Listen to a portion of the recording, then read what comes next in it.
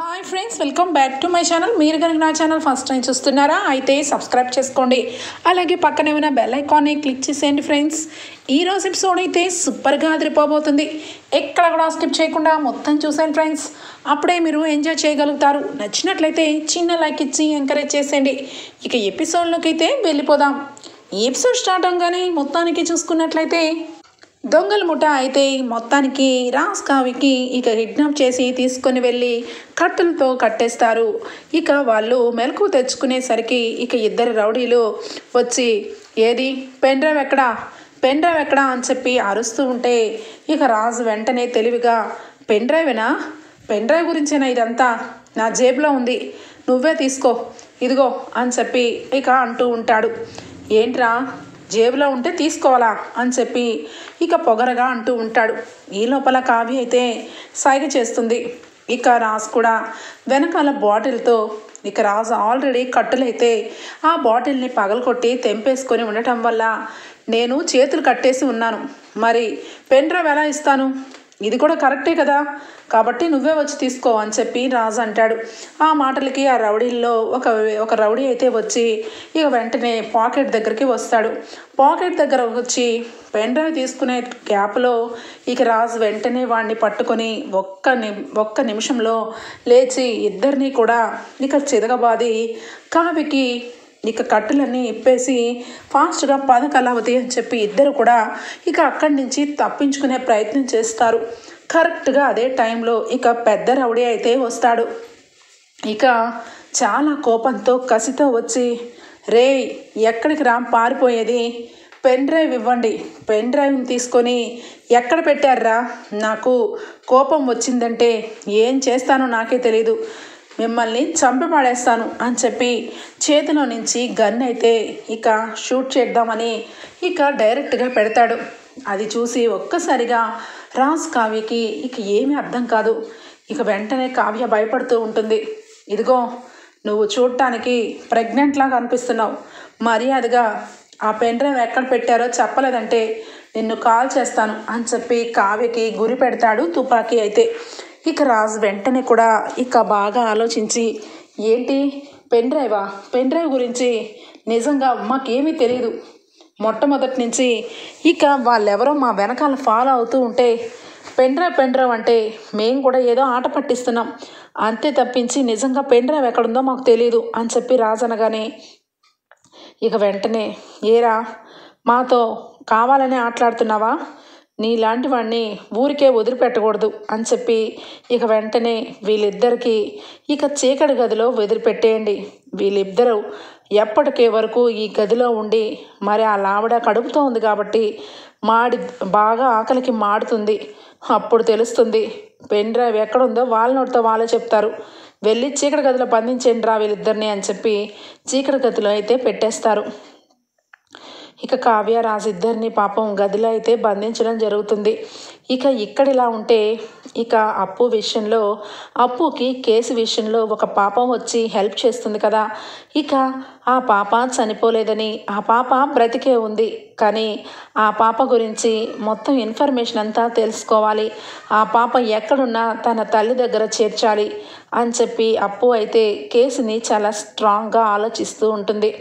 ఇక ఒకవైపు కళ్యాణ్ వచ్చి ఏంటి పొట్టి ఈరోజు నీ మొహంలో ఏదో ఆనందంగా అనిపిస్తుంది ఏంటి అనగానే మరి అనిపించదా కూచి, నేను ఎప్పటి నుంచో ఎదురు చూస్తున్న ఒక విషయం అయితే నాకు ఈరోజు నిజం తెలిసింది, నా మనసంతా చాలా ఆనందంగా ఉంది అనగానే ఏమైంది అని చెప్పి అడగగానే పాపం ఆ బిడ్డ గురించి ఆ తల్లి ఏకంగా చనిపోవడానికి సూసైడ్ కూడా చేసుకోబోయింది, ఎక్కడి నుంచో ఆ దేవుడు ఆమె మొర విన్నట్టున్నాడు, అందుకే ఈరోజు ఆ పాప బ్రతికే ఉందని నిజం తెలిసింది కూచి, ఒక పాపకి ఇక ఆ పాప వచ్చి దేవుడిలాగా నాకు మొత్తం నిజం చెప్పింది, ఇక ఈ కేసు ఇక వెంటనే ఇక ఒక కొలితే వచ్చేస్తుంది అనగానే ఆ పాప బ్రతికే ఉందా, మరింకెందుకు ఆలస్యం, ఆ పాపని తీసుకొని ఇక తల్లి దగ్గర వదిలేసే అయిపోతుంది కదా అనగానే లేదు కూచి, నీకు తెలీదు, ఈ విషయం ఆ పాప ద్వారానే తెలిసింది, కానీ పక్కాగా ఆ పాప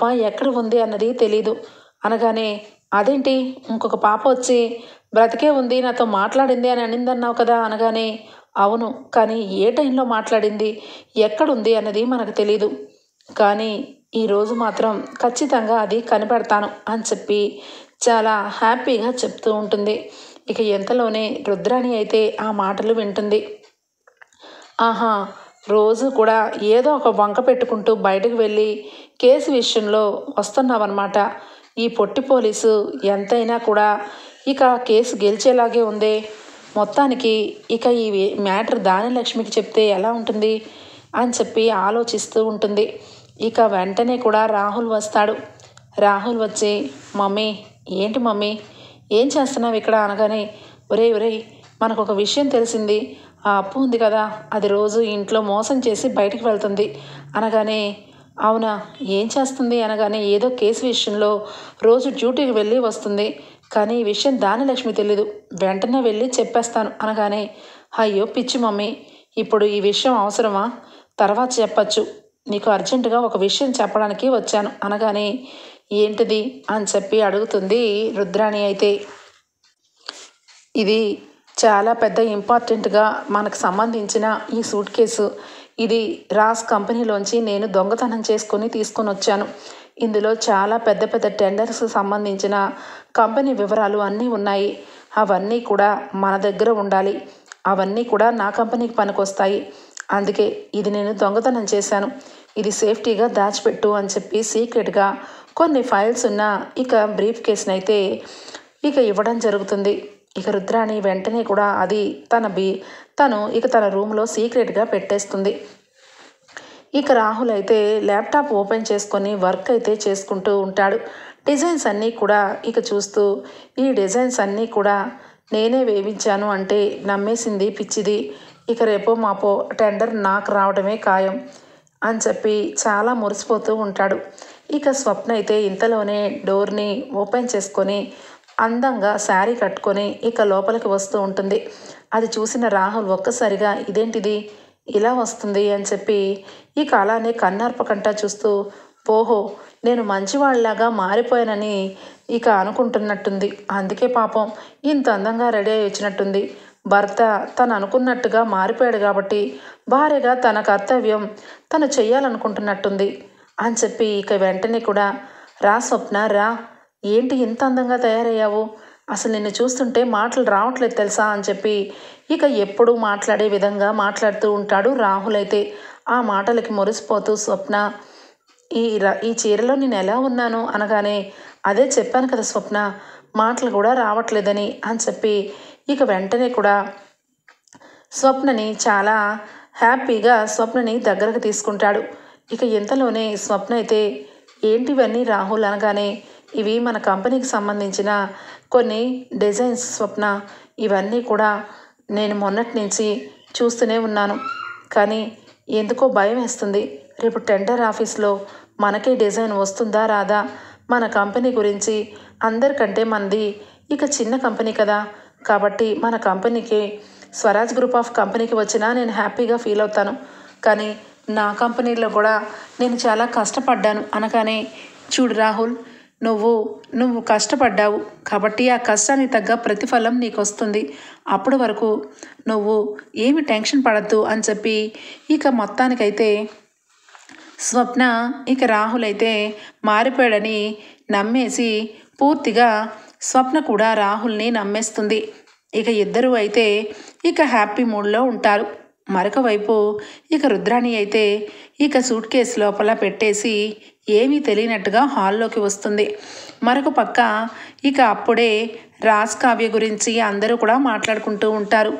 ఏమైంది, 2 రోజుల నుంచి రాజ్ కావ్య కాల్ చేయట్లేదు, కావ్య ఏమో ఫోన్ స్విచ్ ఆఫ్ వస్తుంది, Raj phone out of coverage area అని వస్తుంది, ఏంటి వాళ్ళిద్దరూ కూడా ఫోన్లు మనతో మాట్లాడకుండా ఎలా ఉంటున్నారు అని చెప్పి మాట్లాడుకుంటూ ఉంటే, ఇంతలోనే ఇక వెంటనే కూడా సుభాష్ అయితే, వాడు అక్కడికి వెళ్ళింది హ్యాపీగా గడపడానికి, నీతో మాట్లాడడానికి కాదు అపర్ణ అని చెప్పి స్పీడ్గా రెడీ అవుతూ ఉంటాడు. ఏమండి, ఏంటి ఇలా రెడీ అవుతున్నారు, ఇంత తొందరగా ఎక్కడికి వెళ్తున్నారు అనగానే, ఎక్కడికి వెళ్తాం, ఈరోజు టెండర్లో మన డిజైన్స్ని డిస్ప్లే చేస్తారు. మంది Swaraj group of company number 1 పొజిషన్లో ఉంది కాబట్టి ఈ సంవత్సరం కూడా మనకే వస్తుంది. ఆ ధైర్యంతోనే వెళ్తున్నాను. కావ్య వేసిన డిజైన్స్ చాలా బాగున్నాయి అని చెప్పి చెప్తాడు. అవునా అండి, సరే అయితే అని చెప్పి ఇక సరదాగా మాట్లాడుకుంటూ ఉంటారు. ఇక టెండర్ ఆఫీస్కి అయితే రాహుల్ అలాగే సుభాష్ వాళ్ళు బయలుదేరుతారు.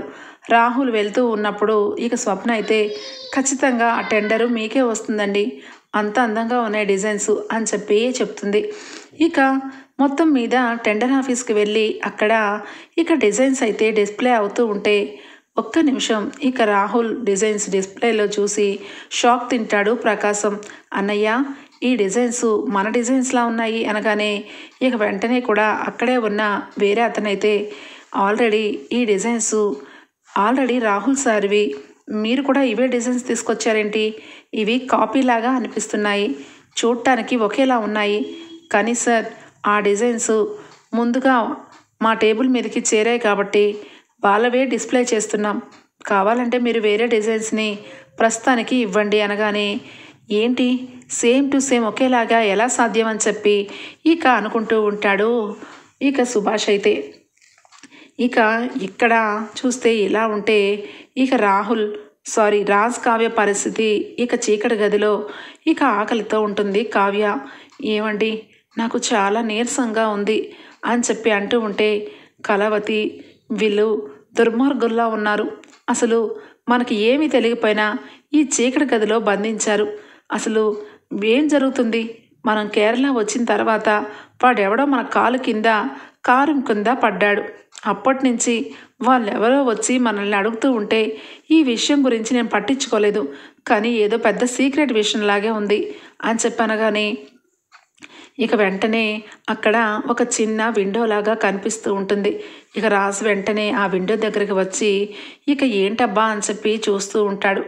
ఇంతలోనే ఇక ఆ పెద్దరావుడి అయితే ఇక ఓపెన్ అయిపోయి చెప్తూ ఉంటాడు, వాళ్ళిద్దరూ కలిపి ఈరోజు ఆ పెన్ డ్రైవ్ ఇవ్వకపోతే వాళ్ళ ఆవిడ్ని చంపేయండి, అప్పుడు గనక వాడికి బుద్ధొచ్చి పెన్ డ్రైవ్ చేతిలో పెడతాడు, అది గనక బయటకు వస్తే నా పరువు మొత్తం పోతుందిరా, ఎందుకంటే నేను చాలా ఘోరంగా ఉంటాను ఆ వీడియోలో, అది గనక టీవీల్లో ప్రసారిస్తే నా పరువు ప్రతిష్ట దెబ్బతింటుంది అని చెప్పి ఇక మొత్తానికైతే వాడి తప్పు చేసిన వీడియోలు ఇక పెన్ డ్రైవ్లో ఉన్నాయని రాజ్కి నిజం తెలుస్తుంది. ఇక ఒక్కసారిగా షాక్ అయిపోతాడు. కానీ ఆ డానియల్ నన్ను వీడియో తీశాడు, అది పెన్ డ్రైవ్కి ఎక్కిచ్చాడు, అందుకే వాడిని చంపేశాను, కానీ వాడు తెలివిగా వీళ్ళకి అప్పచెప్పాడు, వీళ్ళు ఆల్రెడీ ఆ పెన్ డ్రైవ్ని ఎక్కడికో పంపించేసి ఉండొచ్చు, అందుకే వీళ్ళు ఇంత ధైర్యంగా ఉన్నారు, ఈరోజు రాత్రికి వాళ్ళ ఆవిడ్ని చంపేయండి, అప్పుడు వాడు దారికి వస్తాడు అని చెప్పి ఇక చెప్పడం జరుగుతుంది. ఇక రాజు అయితే మొత్తం మీద కావ్యని వాళ్ళు టార్గెట్ చేశారని అర్థం చేసుకుంటాడు. కళావతి ఒక్క నిమిషం అని చెప్పి ఇక దూరంగా ఉన్న ఇక యాపిల్స్ అయితే కనిపిస్తూ ఉంటాయి టేబుల్ మీద. ఇక ఒక స్టిక్ని తీసుకొని ఆ కర్రతో ఇక యాపిల్ని లాగి కళావతి ఈ ఫ్రూట్ తిను అని చెప్పి అనగానే ఎక్కడిదండి అనగానే ఆ వెధవలు తెచ్చుకున్నారు, అది నేను లాక్కొచ్చాను. ఇంకొక విషయం, ఈరోజు రాత్రికి మనం ఎట్టి పరిస్థితుల్లోనూ వీడి గురించి పోలీసులకి మనం కంప్లైంట్ ఇవ్వాలి కళావతి, మనం ఇక్కడ ఉన్న సంగతి పోలీసులకు చెప్పాలి అని చెప్పనగానే ఎక్కడదండి, ఎలా చెప్తాము, మన దగ్గర ఫోన్స్ ఏవి లేవు కదా అనగానే ఒక్క నిమిషం అటు చూడు అని చెప్పి చూపించేసరికి విండోకి కొంచెం దగ్గరలోనే ఒక చిన్న ల్యాండ్ లైన్ అయితే ఉంటుంది. అది చూసి వెంటనే కూడా కావ్య అవునండి ఇక్కడే ఉంది, కానీ ఈ విండో పక్కన ఆ రౌడీ కూడా ఉన్నాడు అనగానే మిడ్నైట్లో ఖచ్చితంగా వాళ్ళు ఏదో ఒక టైంలో పక్కకు వెళ్తారు, అప్పుడు ఆ ల్యాండ్లైన్ ఫోన్ని నేను లాక్కొని మాట్లాడతాను అని చెప్పి ఇద్దరు ప్లాన్ చేస్తారు. ఇక మొత్తం మీద అదే టైంలో ఇక కావ్యని వాళ్ళు చంపడానికి ఇక ప్రయత్నం చేయడం కోసం అటు ఇటు తిరుగుతూ ఎట్టి పరిస్థితుల్లోనూ పెన్ డ్రైవ్ ఇవ్వకపోతే ఆ ఆడ మనిషిని చంపేమన్నారు కదరా, మరి ఏం చేద్దాం అనగానే ఏం చేయడం, మనం గనక ఆవిడని చంపకపోతే మనల్ని చంపేస్తాడ్రా అని చెప్పి అంటూ ఉంటాడు. ఇక ఈ లోపలే ఇక రౌడీ అయితే వస్తాడు కావ్య రూమ్లోకి. చీకటి గదిలో ఉన్న రాజ్ అయితే ఇక రౌడీలు వచ్చి కావ్య మీదకి దాడి చేయబోతుంటే రాజ్ ఫైటింగ్ చేస్తాడు. ఇక మొత్తం మీద ఇక కత్తి తీసుకొని కావ్యకి చంపబోతూ ఉండగా ఒక్కసారిగా పోలీసులు అయితే వస్తారు. ఇక అందరినీ కూడా వాళ్ళ ఆధీనంలోకి తీసుకుంటారు. ఆ పెద్ద రౌడీని ఇక చితకబాది ఇక వాడిని చేతికి సంకెళ్ళు వేస్తారు. ఇక ఒక్కసారిగా షాక్ అయిపోయి చూస్తూ ఉంటాడు. ఏంటి నీకు ఇక మేము ఇక్కడ ఎలా ఉన్నాము ఏంటి అన్నది పోలీసులు ఎలా వచ్చారని అవాక్కైపోతున్నావు కదా అని చెప్పి అడుగుతాడు రాజు అయితే. ఇక వెంటనే అక్కడ ఉన్న ఇద్దరు కామెడీ రౌడీలు అయితే అవును పోలీసులు కరెక్ట్ టైంకి ఎలా వచ్చారన్నా అనగానే ఎలా వచ్చారా ఇదిగో ఇలా వచ్చారు అని చెప్పి అక్కడ ల్యాండ్లైన్ ఫోన్ చూపించి మేము ఆల్రెడీ పోలీసులకి ఫోన్ చేసి మిమ్మల్ని అందరినీ కూడా ఇక్కడ పట్టించాము. పెన్ డ్రైవ్ అంటుంటే ఏంటా అనుకున్నాను. ఆ పెన్ డ్రైవ్లో నీ దుర్మార్గం అంతా ఉందని నీ నోటితో నువ్వే చెప్పావు. ఆ విషయమే పోలీసులకు ఫోన్ చేసి చెప్పాను. కానీ ఆల్రెడీ నీ దుర్మార్గం అంతా కూడా వాళ్ళు పెద్ద డిస్ప్లే వేసుకొని చూశారంట అనగానే అక్కడ హోటల్లో మీట్ అయిన పోలీస్ ఆయన వచ్చి చూడండి మీరిద్దరూ కూడా చాలా తెలివిగా ఈ ప్లేస్లో ఉన్నారన్న సంగతి మీకు మీరే కాల్ చేశారు. కానీ మీరు కనుక ఫోన్ చేయకపోయినా ఈరోజు రాత్రికల్లా వీడిని పట్టుకునే వాళ్ళం. ఎందుకంటే వీడు చేసింది ఇంత అంత విషయం కాదు. ఈ ఎమ్మెల్యే మనిషితో వీడు అక్రమ సంబంధం పెట్టుకున్నాడు. ఈ ఎమ్మెల్యే వీడిని అస్సలు వదలొద్దన్నాడు అని చెప్పి ఇక ఈడ్చుకుంటూ రాజు వాళ్ళకి థ్యాంక్ యూ చెప్పి ఇక అక్కడి నుంచి అయితే వెళ్ళిపోతారు. మొత్తానికైతే గండం గడిచిపోతుంది. కావ్యరాజు బయటకు వస్తారు. ఇక వెంటనే 2 రోజులు అయిపోయినాక ఇక స్వామీజీ అయితే మీరు అనుకున్నట్టుగా 7 రోజులు ముగిసిపోయింది. కానీ ఈ 2 రోజుల పాటు మీరు ఎలాంటి గుళికలు వేసుకోలేదు అని చెప్పి ఇంకొక 2 రోజులు ఎక్స్ట్రా ఉండమని చెప్పడం జరుగుతుంది. ఇక రాజ్ కావ్య చేసేదేమీ లేదు కాబట్టి ఆ 2 రోజులు ఎక్స్ట్రాగా అక్కడ ఉండిపోవడం జరుగుతుంది. ఇక ఇక్కడికి వచ్చేస్తే అప్పు ఏమో ఇక పాప వాళ్ళ అమ్మ దగ్గర ఇక మాట్లాడుతూ ఉంటుంది. మీతో మీ హస్బెండ్ ఎలా ఉంటారు, అసలు మీ పాపను మీరు ఎలా ఉండేవాళ్ళు అని చెప్పి అన్ని విషయాలు అడుగుతూ ఉంటే ఇక అప్పుడు ఇక వాళ్ళ ఆయన గురించి చెప్తుంది. మా పాపకి నాకు మా ఆయన అంటే చాలా ఇష్టం. మా పాప ఎప్పుడు చూసినా డాడీ డాడీ అని చెప్పి వెనకే తిరుగుతూ ఉండేది. కానీ ఆయన మాత్రం నాతో అస్సలు ఉండేవాడు కాదు. పాప అంటే ఇష్టమున్నా నన్ను మాత్రం ఎప్పుడూ కూడా భార్యలా చూడలేదు. ఆయనకి నా మీద ఎందుకో అంతగా నేనంటే ఇష్టం ఉండదు అనగానే ఇక అప్పు అయితే వెంటనే ఎందుకని అనగానే తను వేరొకరితో ఉంటున్నాడు.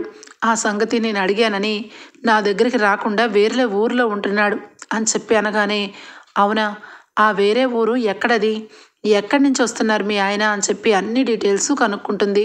ఈరోజు రాత్రికి ఖచ్చితంగా ఇక్కడికి వస్తానన్నారు ఆయన అని చెప్పి అనగానే ఇక వెంటనే మీకు ఎవరి మీదైనా అనుమానం ఉందా, మీ ఆయన వేరొక ఆవిడతో తిరుగుతున్నట్టు మీ దగ్గర ప్రూఫ్స్ ఉన్నాయా అనగానే ఆయన పాప చనిపోకముందు పాపకి ఏమీ జరగకముందు నాతో పాటు విడాకులను అడిగారు. నేను ఇవ్వనని చాలా మొండిగా మాట్లాడాను. దానికి ఆయన నన్ను కొట్టారు కూడా. కానీ ఆ తర్వాత నుంచి ఇక పాప కనిపించకుండా అయిపోయింది. ఆ తర్వాత ఆయన కూడా నాకు దూరం అయిపోయారు మేడం అని చెప్పి ఏడుస్తూ ఉంటుంది. ఇక అప్పుడు అర్థమవుతుంది అప్పుకి, అంటే మొత్తం మీద ఆ పాపను తీసుకొని ఆయన ఇక ఈ డ్రామా అంతా ఆడుతున్నాడని అర్థం చేసుకొని ఈవిడతో విడాకుల కోసమే ఇంత నాటకము ఆడి చివరాఖరికి ఈవిడ్ని పిచ్చిదాన్ని చేద్దామని ఇలా చేస్తున్నాడని అర్థం చేసుకుంటుంది. ఇక వెంటనే ఇక ఊరి నుంచి వచ్చినట్టు నేను నేను ఇక్కడే ఉంటున్నానని ఖచ్చితంగా ఎవరికీ తెలియకూడదు అని చెప్పి కావ్య అప్పు అయితే కాపు కాస్తుంది. ఇక అప్పు వేరొక ఇంట్లో నుంచి ఇక వీళ్ళింట్లోని దారి అయితే ఒకటి గమనిస్తుంది. ఇక అక్కడ ఎవరికీ తెలియని సీక్రెట్ ప్లేస్ ఒకటి ఉందని కూడా గమనిస్తుంది. ఇక ఆ ప్లేస్ని కనుక్కొని వెళ్ళేసరికి ఇక అక్కడ పాప ఉంటుంది. ఒక్కసారిగా చూసి షాక్ అవుతుంది. ఈ పాప వెంటనే ఆంటీ అని చెప్పి ఏడ్చుకుంటూ వచ్చేసరికి పాప నువ్వు ఇక్కడ అనగానే డాడీ నన్ను ఇక్కడే పెట్టారు, మమ్మీని మాట్లాడొద్దన్నారు, మమ్మీ ఇక నన్ను కలిస్తే చంపేసిద్దన్నారు, మమ్మీకి పిచ్చి పట్టిందన్నారు అని చెప్పి ఏడ్చుకుంటూ మాట్లాడుతూ ఉంటుంది. ఒక ఇంట్లో నుంచి చిన్న గుహ లాంటిది ఆ గుహలా ఉందని ఎవరికి కూడా అనుమానం రాకుండా ఆ పాపకి అక్కడ దాచిపెట్టాడు. ఇక ఆయన మాత్రం ఇక ఊరి నుండి వచ్చినట్టుగా ఇక నాటకం ఆడుతూ వచ్చేసరికి ఇక అప్పు అయితే తెలుసుకుంటుంది. ఇక అందరి ముందు ఆ పాపని బయటకు తీసుకొచ్చి ఇక తల్లికి అయితే అప్పచెప్తుంది. ఆ పాపను చూసి ఆ కన్న తల్లి మురిసిపోతుంది. చెప్పాను కదా మేడం, నా కూతురు బ్రతికే ఉందని, నా కూతురు బ్రతికే ఉందని అని చెప్పి దగ్గరకు తీసుకొని ముద్దులాడుతూ ఉంటుంది. ఇక వెంటనే ఆ పాపకి చెప్తుంది అప్పు అయితే, మీ అమ్మగారికి ఎలాంటి మెంటలు లేదు, ఆమె చాలా ఆరోగ్యంగా ఉంది. నువ్వు ఏదైనా అయిపోయావేమోనని అందరూ అనుకుంటున్నా మీ అమ్మ మాత్రం నమ్మలేదు. మీ అమ్మ అనుకున్నట్టుగా నువ్వు బ్రతికే ఉన్నావు అని చెప్పి ఇక మొత్తం మీద తల్లి బిడ్డల్ని ఒక్కటి చేస్తుంది. ఎంతలోనే ఏంటి నువ్వు ఎక్కడున్నావు, ఎంతకాలం ఎక్కడికి వెళ్ళిపోయావు పాప అని చెప్పి డ్రామా ఆడుతూ బయటకు వస్తాడు ఇక పాప తండ్రి అయితే. ఇక వెంటనే అక్కడే ఉన్న పోలీసుల చేత అరెస్ట్ చేయిస్తుంది. మేడం, నన్ను అరెస్ట్ చేస్తున్నారు, నేను ఈరోజే ఊరి నుండి వచ్చాను అనగానే, నీ ఊరెక్కడా, నువ్వు ఏం చేస్తున్నావు ఏంటన్నది మొత్తం నేను ఎంక్వైరీ చేశాను. నువ్వు ఏ ఊరు వెళ్ళట్లేదు, ఇక్కడే ఈ గుహలోనే ఉంటున్నావు నీ పిల్లని పెట్టుకొని. ఇక్కడ ఉంటూనే నీ భార్యకి ఇక పిచ్చి పట్టేలా చేసి సూసైడ్ థాట్స్ వచ్చేలాగా చేసి మొత్తం మీద నీ భార్యని వదిలించుకోవాలని ప్లాన్ వేసావు. ఆ ప్లాన్ వర్కౌట్ అయ్యింది. సంవత్సర కాలం అయ్యింది. ఇక నువ్వు హ్యాపీగా పెళ్లి చేసుకోవాలనుకుంటున్నావు, ఇదే కదా నీ ప్లాన్ అనగానే దెబ్బకు షాక్ అయిపోతాడు. ఇక ఒక్కసారిగా పక్కనే ఉన్న ఆ తల్లి అలానే చూస్తూ, మేడం మీరు చెప్పేది అనగానే, అవును, మీరు పాప చనిపోయిందని మీ దగ్గర ఒక డ్రామా క్రియేట్ చేసి అందరికీ ఈ కాలనీలో ఆ పాప చనిపోయిందని, నీకు పిచ్చి వచ్చిందని ప్రూవ్ చేయాలనుకున్నాడు. ఆ తిరిగే అమ్మాయి ఎవరో కాదు, ఇదిగో ఈవిడే అని చెప్పి ఎదురుగుండా ఉన్న ఇక ఆవిడ్ని లాక్కొస్తుంది. ఇద్దరినీ కూడా రెడ్ హ్యాండ్లుగా పక్క పక్కన కూర్చోపెట్టి వీళ్ళిద్దరూ కలిసి ఇంత డ్రామా ఆడారని చెప్పి ఆ సందులో ఉన్న వాళ్ళందరినీ పిలిపించి ఇద్దరిని కూడా ఇక తిట్టి అరెస్ట్ అయితే చేస్తుంది అప్పు. ఆ పాప బ్రతికే ఉందన్న నిజాన్ని తల్లి అయితే మురిసిపోతుంది. చుట్టుపక్కల ఉన్న వాళ్ళందరూ చిచ్చి, ఇలాంటి నీచుడితోన ఇంతకాలం మీరు కలిసి ఉంది, ఇలాంటి వాడిని ఏం చేసినా తప్పులేదండి, మీరు చాలా గ్రేటు అని చెప్పి అప్పుని మెచ్చుకుంటారు. మొత్తం మీద పోలీస్ కేసు అయితే ఇక ఒక కొలిక్కి వచ్చి క్లోజ్ అయిపోతుంది. ఇక పాపని ఇక వాళ్ళ అమ్మ చేతిలో పెట్టి వాళ్ళ నాన్నని ఆ అక్రమ సంబంధం పెట్టుకున్న ఆవిడ్ని ఇద్దరిని కలిపి అరెస్ట్ చేయిస్తుంది అప్పు. ఇక స్వప్న అయితే ఇక రూమ్లోకి వచ్చి, ఇక్కడ రాహుల్ ల్యాప్టాప్ మర్చిపోయినట్టున్నాడు, ఇది టెండర్ ఆఫీస్కి వెళ్ళేటప్పుడు తీసుకొని వెళ్ళాలి కదా అని చెప్పి ఇక ఓపెన్లో ఉందేంటి అని చెప్పి ఇక క్లోజ్ చేస్తూ ఉండగా గుండె పగిలే విషయాన్ని అయితే తెలుసుకుంటుంది. అందులో ఇక రాజ్ కావ్య గురించి, ఇక రాజ్ కావ్య వేసిన డిజైన్స్, ఇక డిజైనర్తో వేయించిన విషయాలు అన్నీ కూడా ఆ ల్యాప్టాప్లో అయితే తెలిసిపోతాయి. అది రాజ్ కావ్య వాళ్ళ డిజైన్స్ పేపర్స్ అని క్లియర్గా కనపడుతూ ఉంటాయి. ఆ డిజైన్స్ని మళ్ళీ డిజైన్స్ వేయించినట్టు ఇక క్లియర్ అండ్ కట్గా కనపడుతూ ఉంటాయి. ఒక్క క్షణం ఇక అన్నీ కూడా ఆలోచిస్తుంది. రాహుల్ నన్ను ఆ రోజు అక్కడికి తీసుకుని వెళ్ళాడు, అప్పుడు అక్కడ ఆ డిజైన్స్ ఆయన వేస్తూ ఉన్నట్టుగా కనపడ్డాడు, కానీ ఇవి కావ్య వేసిన డిజైన్సే అని చెప్పి ఇక వెంటనే కూడా రాహుల్ మారలేదని లోపల చాలా బాధపడుతూ ఇక ఒక్కసారిగా కన్నీళ్ళు పెట్టుకుంటూ ఉంటుంది. ఇక అదే టైంలో ఇక వెంటనే కూడా రాజ్కి కాల్ చేస్తుంది కావ్య. రాజ్, మీరు ఇంకా ఎప్పుడు వస్తారు అనగానే, మేము రావడానికి 2 రోజులు టైం పడుతుంది అని చెప్పి అనగానే, మీరు వేసిన డిజైన్స్ని రాహుల్ దొంగతనం చేసి రాహుల్ వేసినట్టుగా టెండర్ ఆఫీస్కి వెళ్ళారు. ఇక్కడ సుభాష్ మావయ్య గారు వాళ్ళు కూడా వెళ్ళారు, కానీ రాహుల్ మారలేదు కావ్య, రాహుల్ మారలేదు అని చెప్పి అనగానే, అయితే అక్క నువ్వు ఒక పని చెయ్యి అని చెప్పి ఇక ఐడియా చెప్తుంది. ఇక వెంటనే కూడా స్వప్న అయితే, రాజ్ నాకు అలాంటి వాడు వద్దు, వాడు మారలేదు, మారపోగా నన్ను మోసం చేస్తున్నాడు అనగానే, నువ్వు కూడా తన దారిలోనే వెళ్ళు, ఇక్కడ వచ్చిన నష్టం ఏమీ లేదు, ఆర్ జ్యువెలర్స్ అనే కంపెనీ కూడా అది కూడా మనదే, అది వాడి సొంతం కాదు, నువ్వు కూడా రాహుల్ రూట్లోనే వెళ్ళు, రాహుల్కి నువ్వు కూడా మారిపోయానన్నట్టుగానే క్రియేట్ చేసి రాహుల్ని మనం అందరము కలిసి రాహుల్ ఏ రకంగా మనందరితో అబద్ధాలు చెప్పాడో ఆ అబద్ధాలన్నీ కూడా నిజాలు చేసి రాహుల్కి బుద్ధొచ్చేలాగా చేద్దామని చెప్పి కావ్యరాజ్తో మాట్లాడి ఇక స్వప్న అయితే ఇక వెంటనే ఆ ల్యాప్టాప్లో ఉన్న డిజైన్స్ అన్నీ కూడా ఇక దాచిపెడుతుంది. ఇక నాకేమీ నిజమో తెలియనట్టుగా నటించాలి అని చెప్పి వెంటనే కూడా రుద్రాణి దగ్గరికి వస్తుంది. రుద్రాణి వెంటనే కూడా ఏంటి నా రూమ్లోకి వచ్చావు అనగానే, ఏమీ లేదు ఊరికే వచ్చాను, మీరెందుకు బెదిరిపోతున్నారు అనగానే, నేనెందుకు బెదిరుతాను అని చెప్పి ఇక అనుకుంటూ వెళ్ళగానే పెద్ద సూట్ కేస్ కనిపిస్తుంది. ఓహో, ఈ సూట్ కేస్ గురించేనా భయపడుతుంది, అసలు ఈ సూట్ కేసులో ఏముంది అని చెప్పి ఇక రుద్రాణి లేనప్పుడు ఆ సూట్ కేసును కూడా తెరిచి చూస్తుంది. అందులో రాజ్ ఆఫీస్కి సంబంధించిన ఫైల్స్, అలాగే పెద్ద పెద్ద కంపెనీలకు సంబంధించిన ఇక కొన్ని ఆర్డర్స్ అన్నీ కూడా తీసుకొని ఉంచుకోవడం రాహుల్ ఏదో ప్లాన్ చేస్తున్నాడని అర్థం చేసుకుంటుంది. ఇక మొత్తం మీద టెండర్ ఆఫీస్లో రాహుల్కి ఇక అక్కడ నెంబర్ 1 పొజిషన్లో రాహుల్ డిజైన్స్ అయితే నిలవడం జరుగుతుంది. ఇక వెంటనే అక్కడి నుంచి వెంటనే అందరూ కలిపి స్వరాజ్ గ్రూప్ ఆఫ్ కంపెనీకి నెంబర్ 1 పొజిషన్ వచ్చింది అని చెప్పేసరికి దెబ్బకు షాక్ అయిపోతాడు రాహుల్.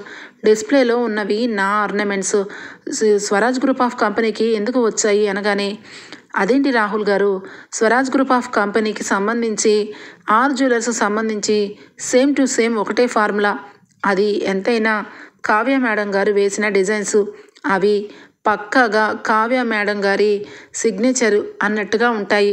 అది ఆర్ జ్యువెలర్స్ అయినా స్వరాజ్ గ్రూప్ ఆఫ్ కంపెనీ అయినా రెండు ఒకటే కదా, అది రాజ్ సార్ పేరు మీదేగా ఉంది అనగానే దెబ్బకి కంగు తింటాడు. ఒక్కసారిగా చాలా బాధపడుతూ ఇక ఏమీ మాట్లాడలేక ఈ విషయం వెంటనే కూడా ఇక స్వప్నకి చెప్పి ఇంట్లో పెద్ద గొడవ చేపిస్తాను, కంపెనీ ఇచ్చినట్టే ఇచ్చి స్వరాజ్ కంపెనీ పేరు మీదే పెట్టుకున్నాడా, నాకంటూ ఏమీ అర్హత లేదా, చెప్తాను ఈరోజు అని చెప్పి ఇక ఇంటికైతే వస్తాడు. సుభాష్ అలాగే ప్రకాశం అందరూ కూడా చాలా హ్యాపీ మూడ్లో ఉంటారు. ఇక నెక్స్ట్ డే మార్నింగ్ ఫ్లైట్కి కావ్యరాజ్ అయితే బయలుదేరుతారు. ఏమండి, ఏంటండి రాహుల్ నిజంగా మారిపోయాడేమో అనుకున్నాను, కానీ మారలేదు అనగానే, అయ్యో కళావతి, నువ్వేమన్నావు, రాహుల్ని నమ్మి కంపెనీ ఇమ్మన్నావు, కంపెనీ బాధ్యతలు ఇస్తే ఎలాంటి వాడో తెలుస్తుందని నేను కూడా ఇవ్వకుండా ఉన్నాను, కానీ స్వప్న ఊరుకుందా, కంపెనీ బాధ్యత ఇవ్వాలని మన మీదకే వచ్చింది. కానీ ఈరోజు పాపం స్వప్న ఆ రాహుల్ గురించి నిజం తెలుసుకొని తల్లడిల్లిపోయింది. రేపటి రోజు రాహుల్ స్వప్నకు పుట్టిన పిల్లల్ని కూడా వాడు ఏమైనా చేస్తాడు, వాడు ఎంతటికైనా దిగుతాడు. కాబట్టి వాడికి బాగా బుద్ధి రావాలని నేను వాడిని టార్గెట్ చేశాను. వాడు కంపెనీలో వాడి కంపెనీ అనుకొని ఇక్కడ కంపెనీకి సంబంధించిన ప్రతి ఒక్కటి కూడా ఆ కంపెనీలో తీసుకెళ్ళి పెట్టాడు. అలాగే గోల్డ్ విషయం, మనీ విషయం మన ఎవరికీ తెలియదేమో అనుకుంటున్నాడు. ఆ మేనేజర్ చక్రధర్ని కూడా నేనే పెట్టించాను, అక్కడ వేసిన డిజైనర్ కూడా నా మనిషే, ఇవన్నీ కూడా నా ప్లాన్లో భాగమే కళావతి అనగానే దెబ్బకి కావ్య షాక్ అవుతుంది. ఇక రాహుల్ అయితే ఇంట్లో అందరి ముందు, స్వప్న టెండర్ ఆఫీస్లో నాకు చాలా అవమానం జరిగింది, నిజానికి ఆ డిజైన్స్ నేను వేసినవైనా కూడా కావ్య వేసినవని టెండర్ ఆఫీస్లో సుభాష్ మామయ్య వాళ్ళు అందరూ కూడా కావాలని నన్ను టార్గెట్ చేశారు, ఆ కంపెనీ నాది కాదంట, కావాలని రాజ్ నన్ను అవమానపరిచాడు అని చెప్పి అంటూ ఉంటే ఇంతలోనే రాజ్ కావ్య వస్తారు. ఇక వెంటనే స్వప్న అయితే ఇక సీరియస్గా, కావ్య, రాజ్ వచ్చారా, మీరిద్దరూ నా భర్తని అవమానిస్తున్నారు, నా భర్త శ్రీరామచంద్రుడు, నా భర్తకి ఈ కంపెనీనే కాదు 2 కంపెనీలు నా భర్త పేరు మీద పెట్టి ఈ దుగ్గిరాల ఆస్తి మొత్తం కూడా నా భర్త చేతిలో పెట్టండి అని అంటాననుకుంటున్నావా అని చెప్పి చెంప పగల కొడుతుంది. ఒక్కసారిగా రుద్రాని రాహుల్ షాక్ అయిపోతారు, దుగ్గిరాల కుటుంబమే షాక్ అయిపోతుంది. ఇక అందరూ కూడా నివ్వెరపై చూస్తూ ఉంటే ఇక వెంటనే రాజు వచ్చి, ఆగు స్వప్న అని చెప్పి, రేయ్ అని చెప్పి కాలర్ పట్టుకుంటాడు. ఏమైంది నా కొడుకుని కొడుతున్నారు అని చెప్పి రుద్రాని అనగానే రుద్రాని పీక కావ్య పట్టుకుంటుంది. ఇక ఒక్కసారిగా షాక్ అయిపోతారు అందరూ కూడా. ఏంటి, నీకంటూ ఒక కంపెనీ ఇచ్చి కావాలని నేను టార్గెట్ చేశానా, డిజైన్స్ నువ్వు వేస్తే అవి కావ్యవని క్రియేట్ చేశానా, నీకంటూ ఒక విలువ లేదా, నిజంగా లేదు కదరా, నువ్వు ఎంత నమ్మక ద్రోహివో ఇంట్లో అందరి ముందు తెలిసేలా చేయాలని నేను ఒక ప్లాన్ వేస్తే ఆ ప్లాన్లో నువ్వే నీ అంతటి నువ్వే వచ్చి తగిలావు. మమ్మీ, డాడీ, తాతయ్య అమ్మమ్మ, నానమ్మ వీళ్ళెవ్వరూ అందరూ వింటున్నారు కదా, వీడు అస్సలు మారలేదు. వీడు బుద్ధి కుక్క తోక లాంటిది. వీడు చేసిన పన్నాగాలు ఇన్ని అన్నీ కాదు. మేనేజర్ గారిని నేనే పంపించానురా. నీకు తెలియక ఏవేవో వాగావంట కదా, ఆస్తి కోసం. ఇక ఆయన్ని కొనేసి ఆయనకి డబ్బాస్ చూపించావంట కదా. అంతేకాదు, కళావతి వేసిన డిజైన్స్ని కొట్టేసి కొత్తగా డిజైన్స్ వేసి ఇక స్వప్న ఆస్తిని కూడా కొట్టేయాలనుకున్నావు కదా. ఒరే నీచుడా, నీలాంటి వాడి గురించేరా ఇదిగో ఈ పెన్ కెమెరాస్ ఉంటాయి. ఇవి ఏకంగా స్వరాజ్ గ్రూప్ ఆఫ్ కంపెనీలో ఒకటి, నీ చైర్ దగ్గర ఒకటి, నీ బెడ్రూమ్లో కూడా ఒకటి ఫిక్స్ చేసేరా నేను కేరళ వెళ్ళింది. నేను ఎలా నమ్ముతాను అనుకున్నావు అని చెప్పి ఇక రాహుల్కి అయితే ఇక చంపలు వాయించి రుద్రాణిని రాహుల్ని గెంటి పడేస్తాడు రాజు అయితే. ఇక స్వప్న అయితే చాలా బాధపడుతూ ఉంటుంది. ఇక ఒక్కసారిగా రాహుల్ వచ్చి స్వప్న ఎంతైనా నీ బిడ్డకి తండ్రిని అనగానే, ఛీ నువ్వు నా బిడ్డకి తండ్రివే, కానీ ఎప్పటికీ ఈ ఇంటికి నువ్వు రావడానికి లేదు, నీ మొహం చూడటానికి లేదు, నా బిడ్డ మీద నీ నీడ పడ్డానికే లేదు అని చెప్పి స్వప్న రివర్స్ అవుతుంది. మొత్తం మీద ఇక రాహుల్ అయితే ఒక రేంజ్లో అందరి ముందు వెర్రివాడలాగా బయటకి వెళ్ళిపోతాడు. రుద్రాణి కూడా ఇక తల వంచుకొని వెళ్ళిపోతుంది.